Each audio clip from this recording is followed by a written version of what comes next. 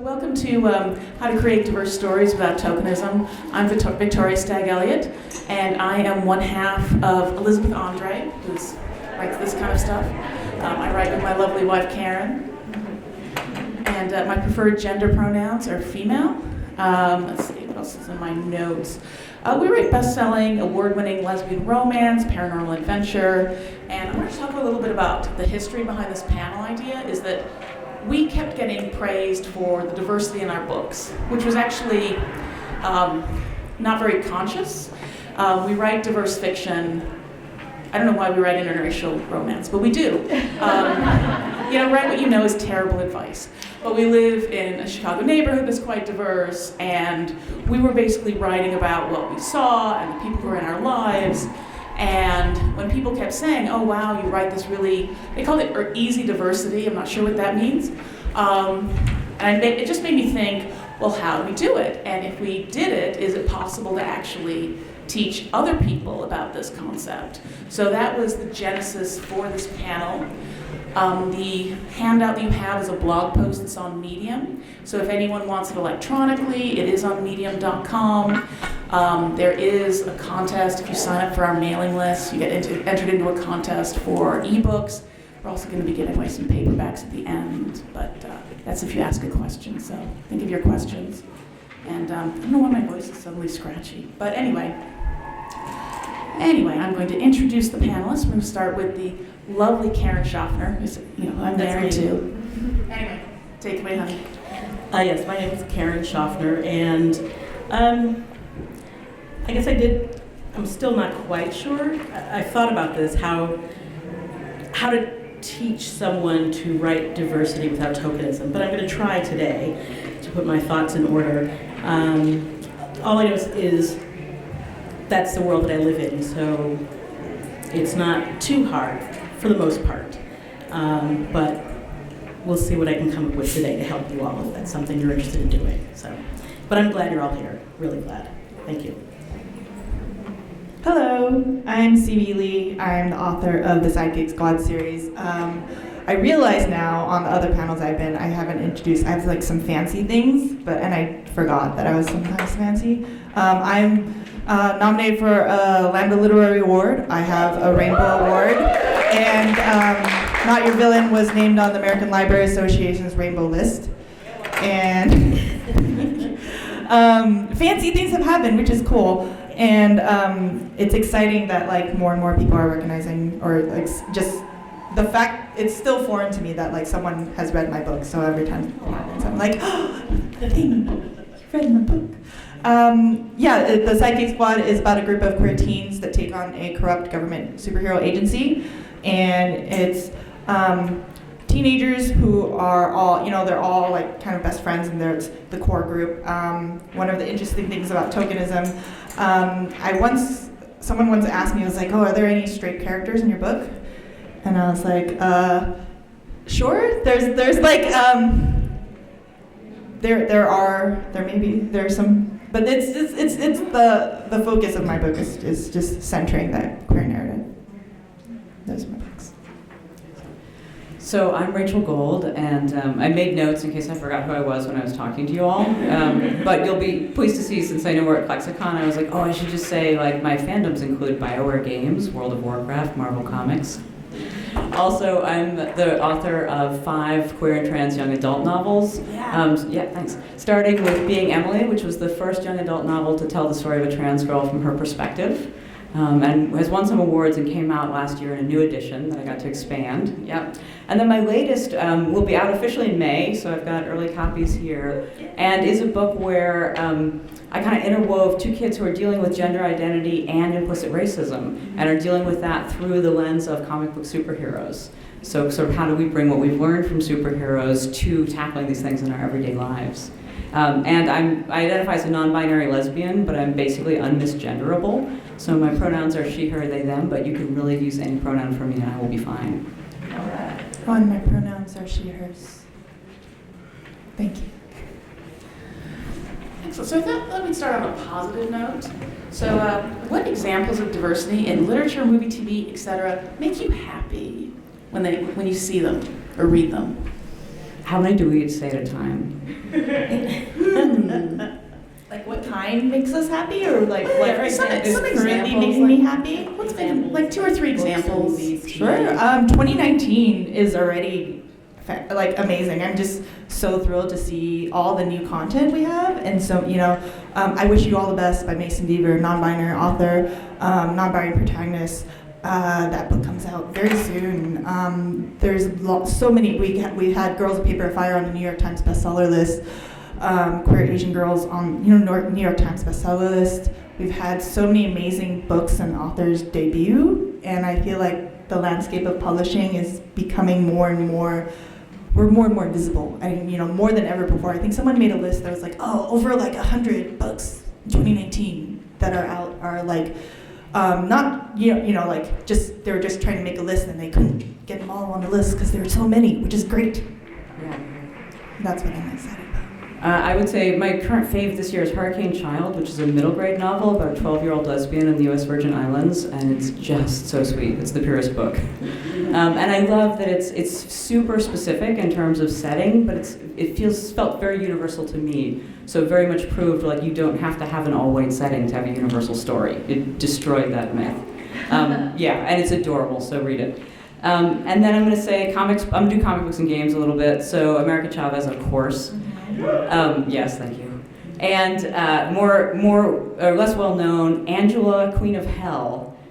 She goes to rescue her trans woman of color girlfriend from hell. And not only is it a beautiful comic, but they have a poster of it too. So that, and then I was going to say H in Ready Player One, the movie, because I want to see more like queer, genderqueer, non-binary rep in gaming. So that was a beautiful moment where I was like, okay, we're getting there. We're on the path. I guess for me, I haven't been watching a lot of recent movies, so I'll talk about one movie that I do remember seeing on Netflix. It was a Netflix original called High Flying Bird, and it's the main character is a sports agent specifically for basketball, but one of his best friends in the movie is a woman who happens to be a lesbian. She's a player's rep, and she's very powerful in the movie, and that's the one that really stands out to me at the moment. If I think of anything else, I'll let you know. But I thought she was a really well-written character, and she happens to be played by Sonia Sohn, who was in The Wire. If you're familiar with that. So. And yeah, a couple things that have made me happy is there's this Doctor Who episode, The Pyramid at the End of the World, which features a scientist played by a little person or a dwarf, and I just seeing her on the screen just made me really happy. She nearly destroys the world because she breaks her reading glasses, but it's a great character. She obviously moves through the world as a little person, but she's a scientist and incredibly powerful since she nearly destroys the world. The other kind of diverse stories that have really struck me recently have been the movie Disobedience, which is set in an Orthodox Jewish community in London. So I used to go to Jewish lesbian parties in London in the 90s, and so there's this one scene in Yentl where Amy Irving and Barbra Streisand kiss, and at those parties, that one scene would be played over and over and over again for hours, and it was a VCR, and someone had to stand there and just, and to now have like, oh wow, we've got like a whole movie, and we don't have to play it on a loop, and it was really hot. There was this weirdness where her father dies and she goes ice skating, but other than that, not in the Torah. We all grieve in different ways. So those are the things that have made me happy lately. So we're going to move on to the negative stuff. What examples of diversity have kind of made you unhappy, where you're like, they kind of got this really wrong? Well, mine goes way back in time, from when I was a teenager or late teens, early 20s. John Hughes' 16 Candles, and there was that one Asian character, I don't know if he was supposed to be Chinese, Japanese, I don't know, but he was terrible. And, because I guess I'm thinking about it recently, because I think it started streaming on Netflix or Hulu or something, and I was like, oh my God. Ah yes, Long Duck Dong. Yes, Mm-hmm. yes, yeah. The actor recently apologized. apologize. The actor. Yeah, the actor.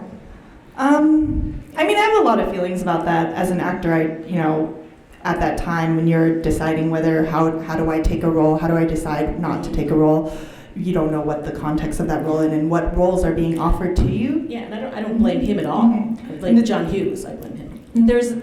How many of y'all seen To All the Boys I've Loved Before?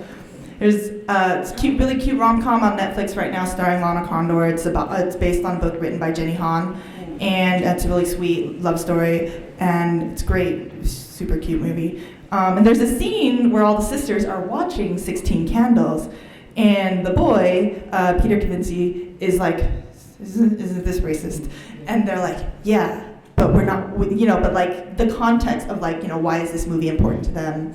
As like a cultural piece, as a sisterly bonding moment. But I love that like that movie, within the movie, they kind of touched on like, yeah, like watching this movie now, and even watching it as a when it was watching it for the first time and seeing like, oh, this is the kind of representation that you see. This is the concept of like what people think of you, and like you're always going to have an accent, you're always going to be this, or in the kind of the origins of the "me love you long time" meme, and like it's those negative hurtful things in terms of representation when it comes to like representation of like different sexualities and different intersections, and all of these things build up, all those microaggressions, all of these ways in which you are shown not as a person, but as an aspect, as a quote clip that can be used and quoted back to your face at a given moment. When that's not you, that's something that they saw in one movie one time. That's why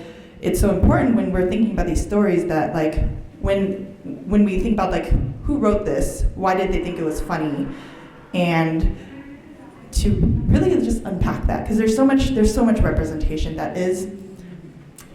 I mean, that's another conversation in itself. Is like, does it exist, and if it exists, if it's bad representation, then is it better to have the negative representation versus no representation at all, or like how far have we come to now that we're seeing more and more queer characters on screen?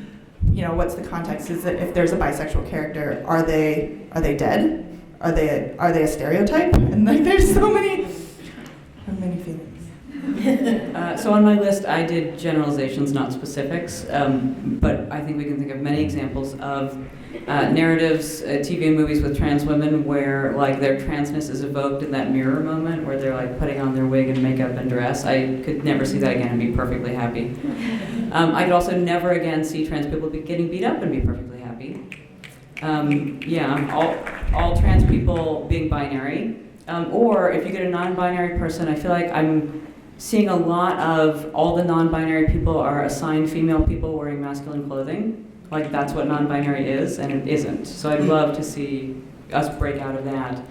And then just, because I'm a gamer, every single game where I can only pick male or female. I'm done. I'm over that. It's 2019. Give me some options. I think what's really I had a thought. It'll come back. Okay. Yeah. Well, like Rachel, I also thought of the answer to this question in generalizations. There's a trope in romance fiction that just drives me nuts. And what you have is you have someone who is either has a disability or is recently disabled, and they have decided that they are either so unattractive, they're never going to find love again, or they don't want to be able because of their disability. Yeah, because of their disability. They just don't want to be a burden to someone. So there's a healthcare worker who's going to teach them differently, and they're going to stalk them until they convince them that they're lovable, especially by them.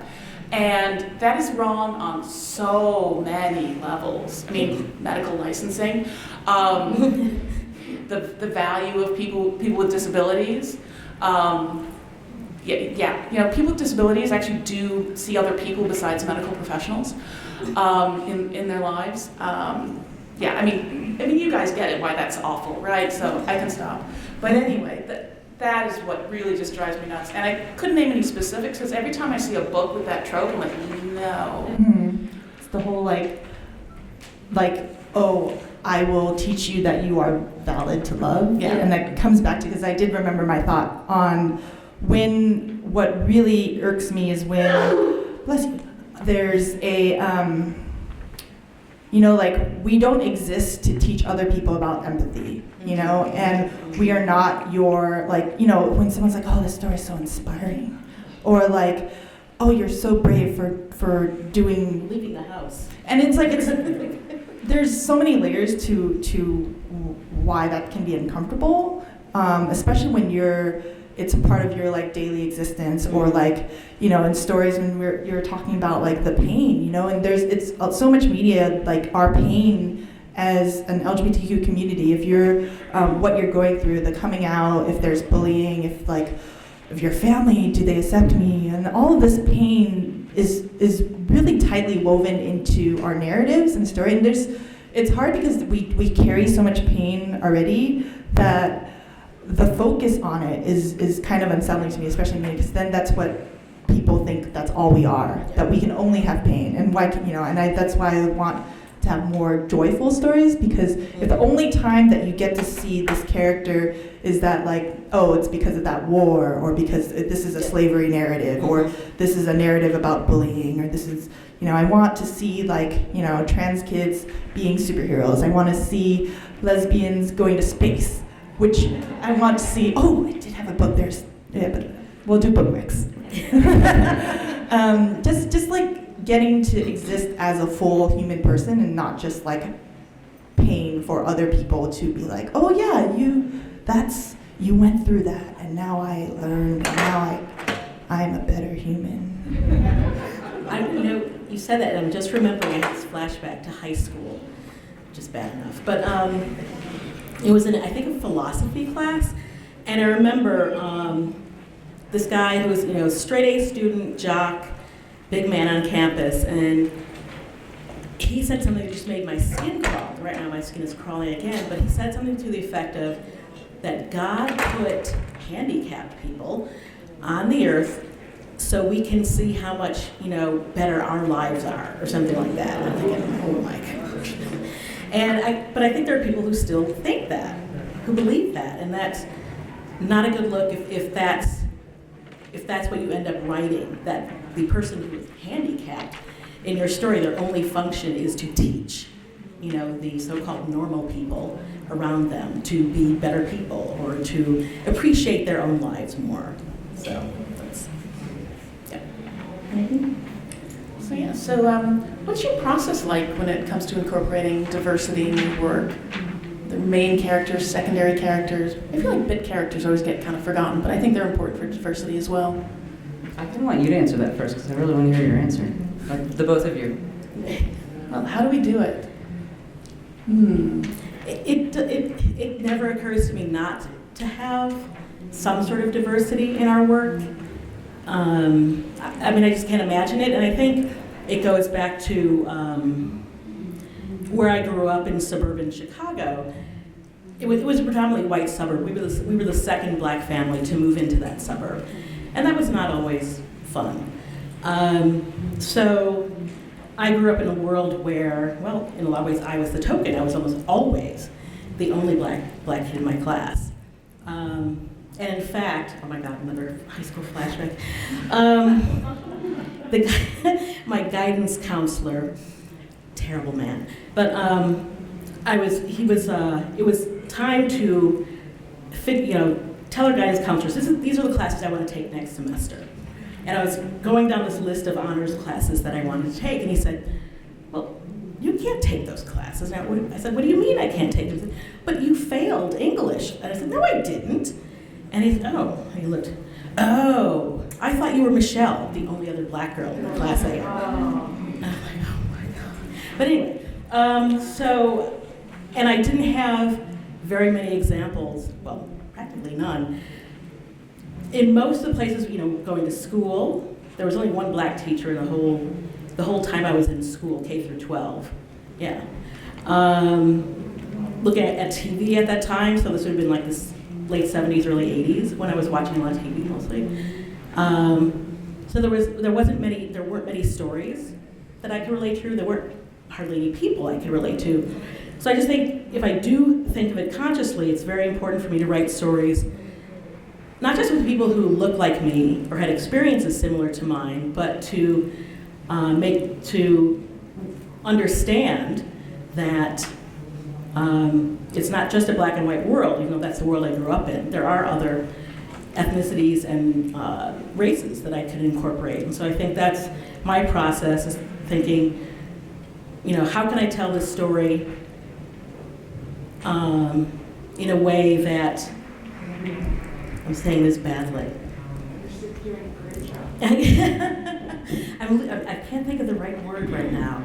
But how can I tell this story that it will be something that I want to read? Because in many ways I write for myself. And so these are the types of stories that I want to read. And I write them because I didn't see them being written and published. So that's my Yeah, in a lot of ways it's a reflection of our world. So I'm going to plug the Paranormal Grievance Committee Chronicles, Lesbian Paranormal Adventure. These books are cool. So this is the first book. The second book comes in about a month. And we did have she's a very minor character. And I actually put her with a semicolon tattoo on her wrist, which for some people is an expression of they had a pause in their lives involving mental illness or depression. And at that point I didn't really explain it, because at that point she was a fairly minor character. But we actually, sometimes your characters write the books, they tell you what they want to do. And one of our main characters kind of fell in love with her, so she's become more important. So that will obviously, that's going to grow. But it's just really reflecting our world. Our world is filled with people with mental illness and who don't have mental illness, and who use wheelchairs and who don't. And so it's just more accurate representation. Take it away. Okay, I'll take it. Okay. Well, my process is a little mechanistic, I think, actually, compared to everyone else's, which is, I think about a lot of my major and side characters are composites of people that I know, because that's just easy. It's a good shortcut. But then I also think about, I do look up the demographics of places, because I write in the real world. So I look up, demographically what's realistic here, and then if this town is 94% white, can I just make it a little better in my story? Because I'm not going to write that. But to tell one on myself, when I did the rewrite of Being Emily and I read through it again and I got to add scenes, I was like, oh my God, yes, it's in suburban Minnesota, rural Minnesota, which is very white, but it's so white. I made this book way too white. So I actually worked with a beta reader who went through it with me, and we talked about where can I add diversity to this book, and particularly racial and ethnic diversity. So it is not just this sea of whiteness in Minnesota.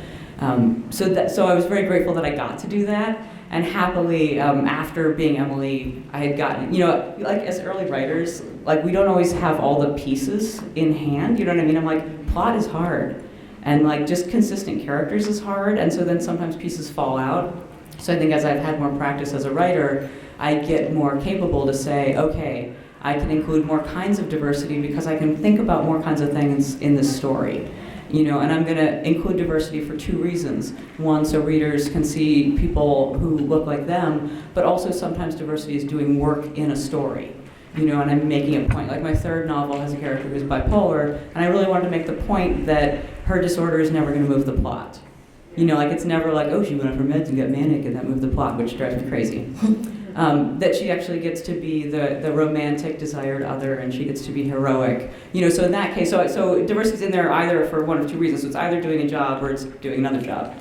So I have to know that, and I have to kind of keep track of that. Why did I make these choices about specific characters? And then also I'm always looking for, if I'm doing kinds of diversity that I am not, who do I know who represents this for me that I can think about when I'm doing this character, and maybe ask questions too, so that the character's more well-rounded. One of my favorite quotes in writing is by Mary Robinette Kowal, who said, it's not about adding diversity for the sake of diversity, but subtracting homogeneity for the sake of realism. Because it's, for me, when I think about, it's part of my process when I'm creating worlds and writing people who exist in the real world, when there shouldn't have to be a reason to, why are there trans characters in your book? Why are there people of color in your book? Why are there people with mental illness in your book? And it's because these people exist. And yeah, and that's enough. And it's interesting going from, I love that you talked about when you're writing in the real world and how do you base that process, because most of my work is based on the fantastic. So I write in kind of like this new futuristic solar punk kind of world where it's set 100 years in the future, and my other novel is a fantasy. And so all of my work revolves around these kind of fantastic, magical, futuristic things, and I think it's incredibly important to see yourself in these sort of fantastic situations as well, in addition to the real world, because if you know, it's one of those things like, oh my gosh, there's someone that looks like me in Star Wars. That is incredibly powerful. Like the new trilogy, I like cried just seeing like, you know, getting like Poe and Finn and Rey and Rose and all these amazing people. That's so powerful. You know, it's in space. There's laser swords. You know, it's epic, and it's one of those things like if you can't see yourself in the future, then what power do you have in the present? You know, and it's just like if I can't even see myself, you know, seeing myself in space, that gives me power to be more like grounded in the present and gives you that like inspiration and hope.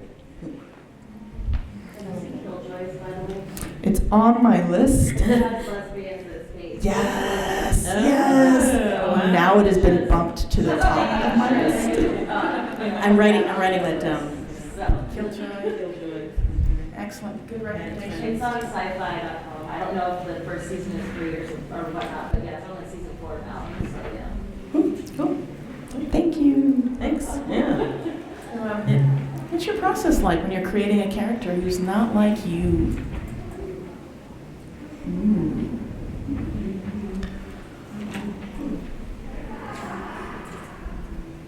I think about their story and what story I'm telling, and there are a lot of stories that I would be uncomfortable telling because it's not my personal experience, or it's not. I'm not trying to. I can't tell a black narrative or a black trans narrative or a trans narrative. And my novel, Not Your Villain, the main character is a black trans boy, but it's his journey. It's his journey to be a hero, and how he deals with like, how do I tell my best friend I'm in love with her, and all these like trials and tribulations of being a teenager. And you know, his experiences, who he is, you know, his race and his gender, or they inform his experience, but I know that like that's not my, I don't want to write, like I'm not trying to write that. Like there's a difference between having someone in your story and trying to tell that story, because I think there's so many like stories of historical or cultural importance that people from those communities are already telling, that we can uplift and really share their work, because that's kind of the voice of experience. But in terms of like having them in my stories and uplifting them in my stories, I just try to do my best to be respectful and thoughtful in my research and inclusion, and work very heavily with the beta readers and with multiple beta readers from many different intersections as well. And then coming back to understanding that like there's no one character who can represent everyone, and so every experience is different, and that just, you know, walk with a, words are hard, I'll make words go. It's Sunday afternoon. It is. Yeah, just walk carefully and write from the heart and be respectful. That's just where I go. Yeah, I would say just two examples to give you a sense of my process. In my book, My Year Zero, I have a character who has bipolar disorder and is strongly inspired by a friend of mine. So I have the example of this friend of mine. But also I actually paid a consultant because I found a consultant who was a blogger about bipolar disorder. So she was very up on the science and also happened to be bisexual, which the character was. So I was like, oh, this is exactly the intersection I need. And I will pay you real money to read this book and let me know how I'm doing with this character. So that's one example. And the other example where I've actually hired someone was for my book Nico and Tucker, because I made Nico as a side character, and then they turned out to be amazing. They're a mixed race person who has intersex traits and is non-binary, so that's a lot of intersectionality. And I had to really think through like, okay, so Nico is black and Thai and white. and specifically Thai because my brother lives in Thailand, and because Thailand has more than two genders, and I can talk to my brother about this. And I wanted to get that cultural perspective in there. And then also, then I had a number of panic attacks because I'm like, okay, I have friends who are black, and I have friends who have intersex traits. I do not have anyone who has both. And that is an intersection that has got to be really intense. So I actually found and hired a consultant who was at that intersection and could read the book and tell me what needed to change, what was on track. And I want to say, like, I'm very, whenever I can afford to hire people, I hire people. And if I can't, I try to be very mindful of the emotional labor I'm asking for.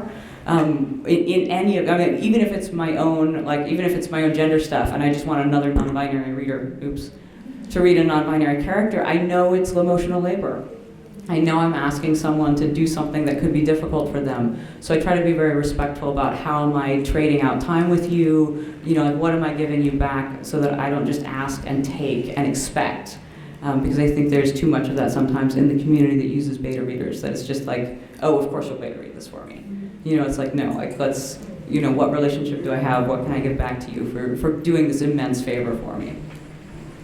One of our books we have a series of mostly short lesbian romances, and Victoria has a visual aid, and one of them features features a lesbian and a bisexual woman falling in love, and so neither one of us is bi, so we asked a friend of ours who is a bisexual woman to read our the book, the story, and so that was really helpful, to see that we didn't fall into any awful stereotypes or tropes or anything like that. So that's really helpful, and I think it's probably like what Rachel was talking about. If you know people or can find people who have similarities to the characters that you want to write, then either hire them or do some sort of trade with them to help you, get it as right as you can get it. Yeah, beta readers is really important, just to have that that feedback, that back and forth, and having multiple readers who can kind of look at the different ways that experience can play out in their lives. Because one person might be like, oh, that's okay with me, and someone's like, no, that's actually incredibly hurtful. So having the range of experience, I had 3 different trans readers for not your Sunday afternoon. Thank you. I had 3 different trans readers for Not Your Villain, and 2 black readers, and and there's so many different characters that I have readers for sometimes, and like I have aromantic readers and asexual readers, and then I have really bad anxiety, and then I get nervous about like, oh, I have this one character who's Muslim, like, they're like, you sent me like 200 words, this character appears. And I'm like, well, they're important, and they appear, and how do I describe, and they're like, I read the 200 words, and I'm like, I'm gonna pay you. I'll read your work. And so I do often, as a writer, it's really easy to do critique swaps. So when I have the ability to, pay someone for their emotional labor, I can. But oftentimes, we're all like working, struggling professionals, and like, it's a good way to be like, how can I support you in your work? And then we'll kind of look into that. But the feedback is always good, and incorporating feedback, and the internet can be a cool place to look for readers, or even just, there's a number of people who as bloggers are using their time and emotional labor to create resources for people too. The Book Avid on Twitter has a Patreon where they write lots of essays, particularly on writing and how do you find resources on writing outside of your community. And it is a Patreon because they know that it's, it takes so much resources and time to compile all these. And there's, even within the community, like there's, when someone points out that something is hurtful, there's, Twitter can just be like a, sometimes it's a really interesting communication place, and sometimes it's like, it's a nest of spiders, and sometimes it's like, what am I gonna find when I reach in? But, there's some things people don't understand where you're like, oh, why is this racist? And then the time it takes to like just unpack that question, especially if you're asking like a stranger on the internet, it's so much, and then people of color often get like so many of that, like all the time, so much of that all the time, that, or you're like, oh, why is this depiction of my lesbian character bad? And there's a lot of expectation there. So ask for permission before you start. And some people put in their bios too, like, hey, like I'm available for either sensitivity reads or beta reads, or feel free to ask me questions, or look through my blog, or look at my research page. But there are a lot of people who do, as bloggers, offer their services in editorial work and research work as well. And also, I guess several months ago, I got a notion that I wanted to write a Western, and I wanted to write about Black people in the Old West. And I didn't know very much about it. I know Buffalo Soldiers, and I just went on ye old internet and arrived on Amazon and found a book, African American Women of the Old West. This is a great book. And it's a really great book. I mean, I haven't written what I'd like to write yet, but it's been fascinating reading about these women. And the reason why this is so valuable to me is that, yes, they're African American women, I'm an African American woman, but every woman in this book was at one point a slave in this country. I was never a slave in this country. I'm descended of slaves, but I never had that direct experience. And so there's no one I can actually talk to at this point in time who did. So this is, the next best thing, doing this kind of research. And it's actually a really fascinating book. I mean, several of the women actually managed to buy their own freedom, and then move out to the West and make really fascinating lives for themselves. But I digress. But yeah, I mean, just plain old-fashioned research, is marvelous, in this sort of thing, helping you writing, these types of characters. So. I'm a big fan of hanging out. And what that means is, well, number one, never invade a space in which you're not welcome. Don't go someplace you're not safe. But when we started writing transgender characters, I started hanging out in the Facebook Transgender Alliance, which is open to allies. And, on the one hand, I never want to take without giving. And so I kind of decided that, number one, I was primarily an observer. And whenever there were frequent posts about, oh, do I pass? How do I look? I would always comment, you look marvelous. So that was my contribution to this community. And it was just I learned so much about really kind of banal day-to-day life stuff that I really appreciated this opportunity. And there are a lot of internet spaces where this is possible. There actually are some great, I was just thinking about there's this Ultimate Lesbian Facebook group, which is so crazy. But there's all sorts of wonderful stories in there, which once again for kind of hanging out purposes. I know we've kind of said there's no one Black experience, there's no one lesbian experience. There's a lot of heterogeneity. And on that note, we are actually at the question portion. We're already at the question portion. Would any of you like to ask a question? I have a microphone here. Does it work? I don't know. I should probably turn it on. Does it work? It works. Okay, so my question would be, what is the most difficult character you've ever had to build? From a diversity standpoint.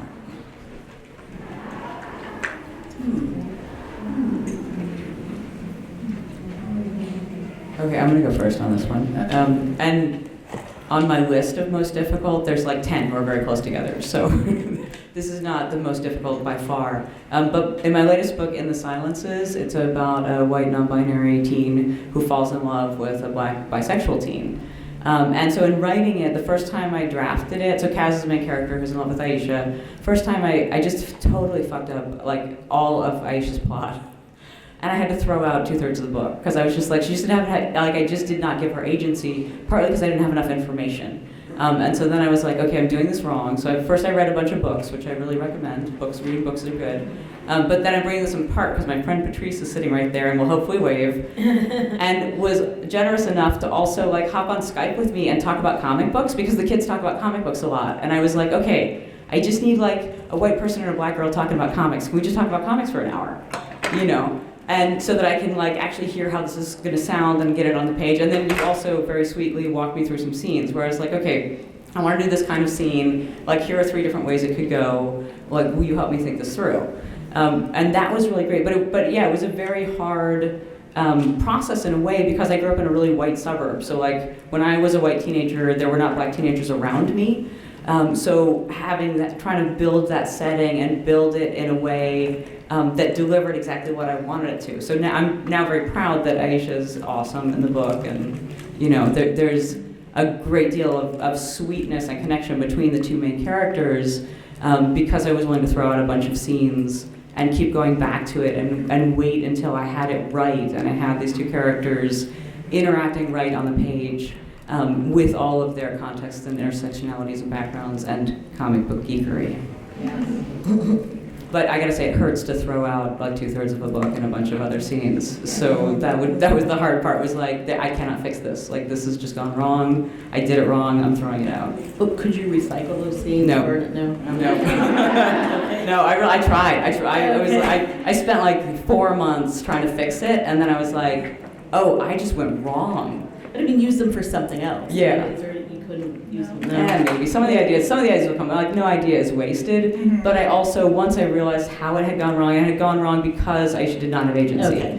You know, and like, you can't take like 8 to 10 scenes with no agency and fix it. Okay. You just gotta toss them and be like, this is starting over, I did it wrong. Yeah, it's just part of the process, you know, and that informed your process in writing the book that became the final story. Yeah. No writing is wasted. It's just, Yeah, actually, I would say the bisexual character in Stop and Go was really challenging.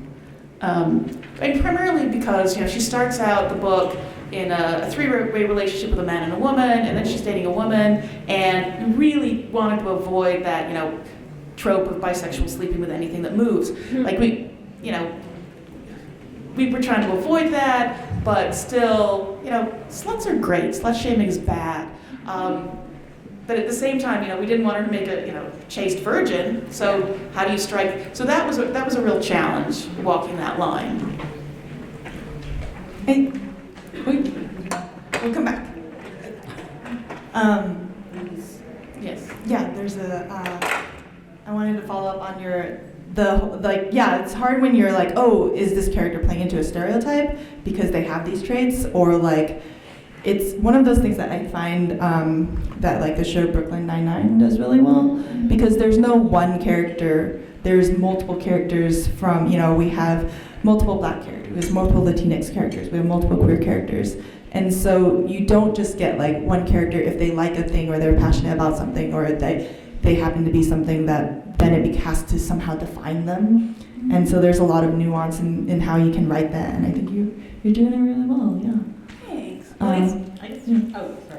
No, I guess for me, I want to say one of our other stories, Someone Like Her, was difficult for me because even though the 2 protagonists were both black, one of them was more like me in that she was middle class with parents who were, you know, professionals, and the other one was working class. And growing up in a very white middle class, upper middle class environment, I really had little idea what it was like to be black and working class or in a lower income environment. So it was actually hard for me, and it was also, I had to let go of, and I'm telling on myself here, let go of my own preconceptions of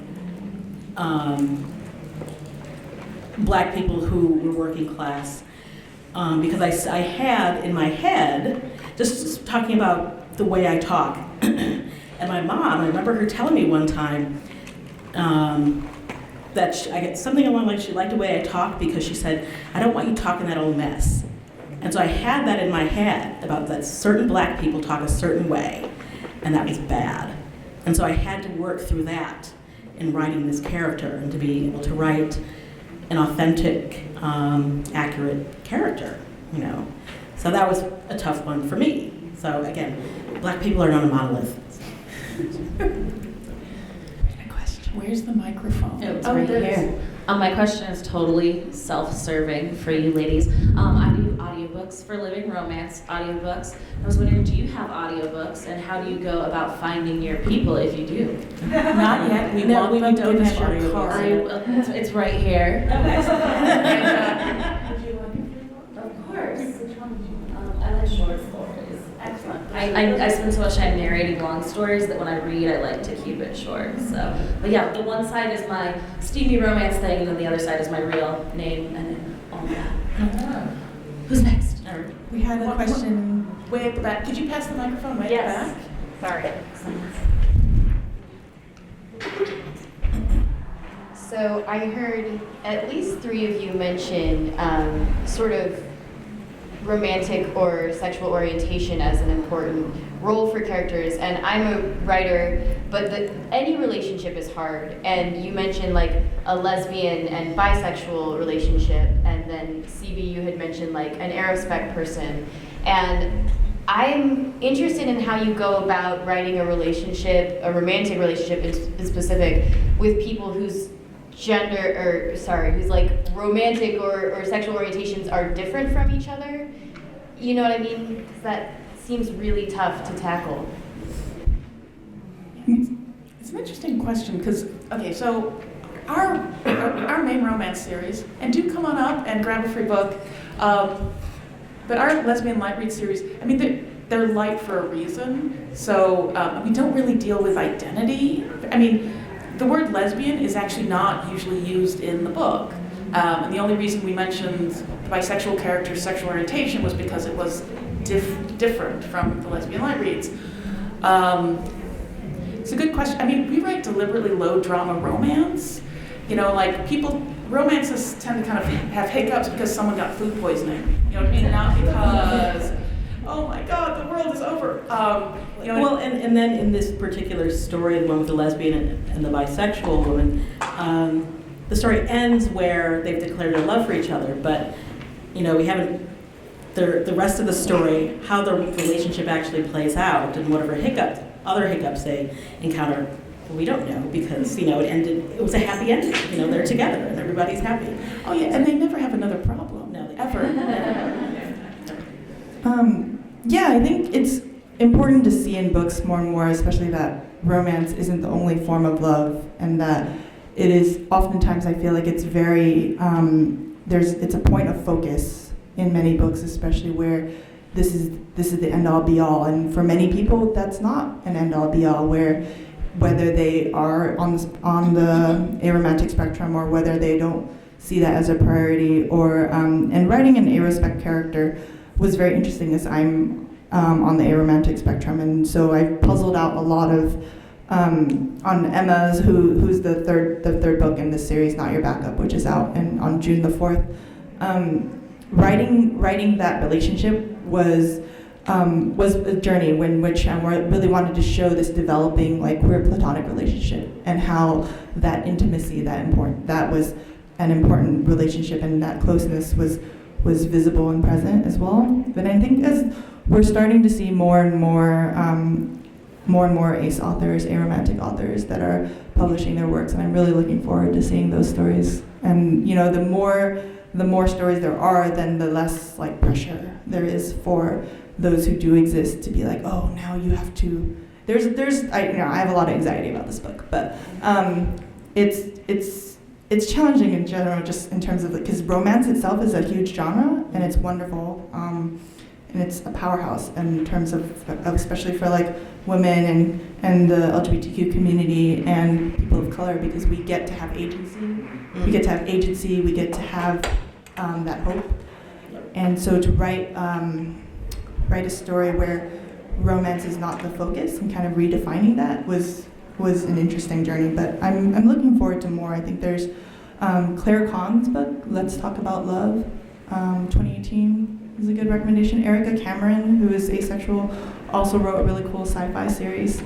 Claudia Arsenault wrote The Baker Thief, and also is a non-binary aro ace, and has a lot of great titles out. And I think there's room to explore. It's a very nuanced question. I don't have a very solid answer, but I hope that was helpful. Can you repeat the authors really quick? All of them? No, just those 3. Oh, Erica Cameron, Claudie Arsenault, Arsenault.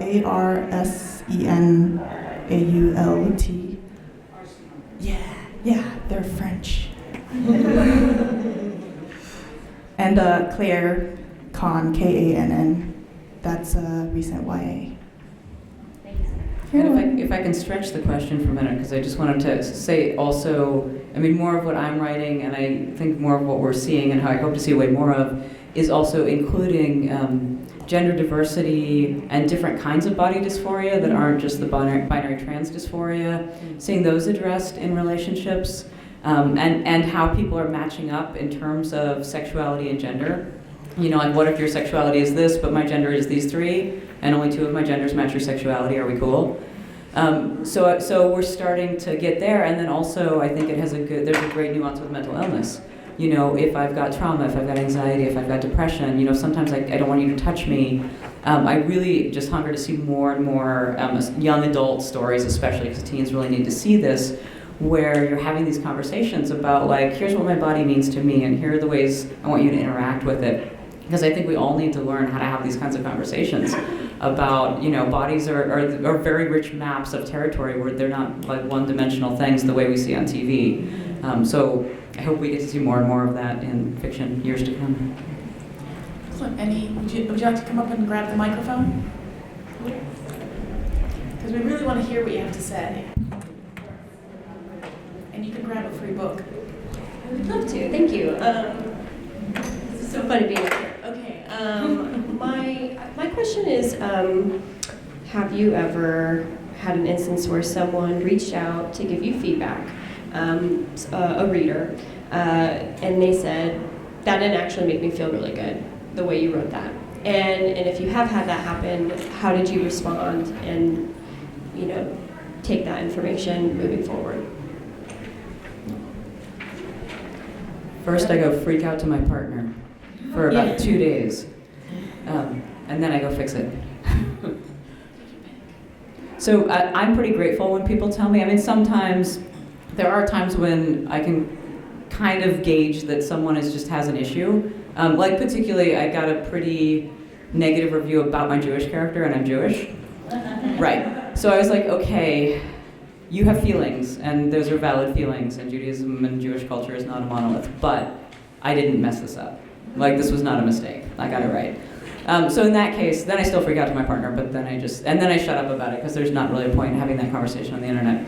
But I have had some times in various ways, like the one that comes to mind is like in Being Emily, there was a passing remark about suicide, and I had a reviewer say that was not cool, and after I thought about it, I was like, you're right. Like that you know, like that moment, that suicidal ideation, I either needed to take it really deep and deal with it, or not do it. Like I didn't take it far enough, or not. So I took it out in this version. It's not in this version. So there are times when, you know, if you write reviews, thank you.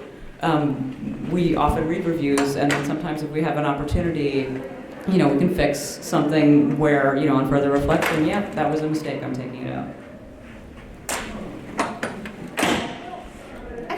On the Jewish, we had one of our gay male romances, Kissing the Golem, which is a totally Jewish story, and we did actually get accused of it being filled with Jewish stereotypes, which is true. You know, stereotypes are not always false, and I was just writing about my family. But you know, duly noted, but I don't really have a response to that.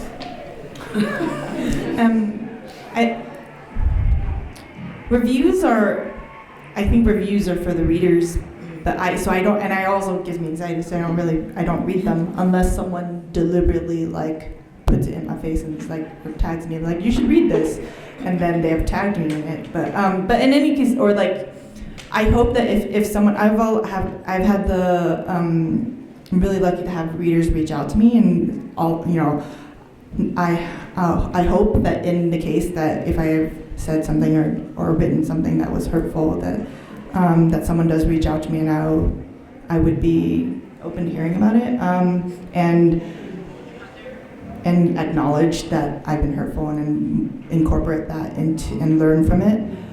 And that's the only thing I can do from that. There's a point in which there's like, you know, there's sometimes that you get the it's funny because I did see a review where like, oh, this Asian character is so stereotypical. And this was from my first novel, and I was thinking really hard, like, what did they do? What was so terrible? I was like, he eats dumplings once. His family, they take off their shoes when they go into the house, and I couldn't. It really messed with me for a really long time. Because I was like trying to qualify my Asian Americanness, and like this person who was like, oh, this character's was. Yeah, and so a lot of that critique was coming from like a weird place where, and, you know, there's so many people that were like, oh, this character, you know, the qualifier of enough is so layered, because when someone's like, oh, your character's not good enough, or your character's not, you know, does this person have enough of these traits to be, you know, and that's kind of like where a lot of people are. Like, you feel it's part of being a person where you're like, oh, am I enough of a good bisexual? Am I a bad bisexual? Am I like a, and it's challenging, but I hope that, you know, we can, in these cases, that we can learn from people who give feedback.